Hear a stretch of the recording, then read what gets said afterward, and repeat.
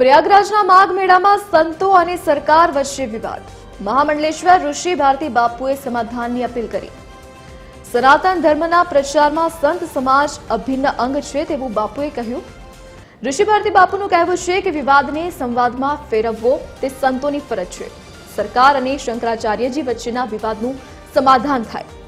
ગૌરવ વધારવા અંગે સંત સમાજ અને સરકાર વિચારે. સંતો પરોપકાર માટે સેવા ધર્મ નિભાવે છે, તો સંતો વાદ અને વિવાદથી દૂર રહે તેવું ઋષિ ભારતી બાપુનું કહેવું છે. અત્યારે સરકારશ્રી અને શંકરાચાર્ય મહારાજ વચ્ચે જે વિવાદ થયો છે એનું હંમેશા સમાધાન થાય અને સનાતન ધર્મનો પ્રચાર પ્રસાર થાય અને ગૌરવ કેમ વધે એ હંમેશા સંયુક્ત રીતે સરકારશ્રી અને સંત સમાજે વિચારવું રહ્યું. અને સંતો હંમેશા પરોપકાર માટે સેવા ધર્મ નિભાવી રહ્યા હોય છે.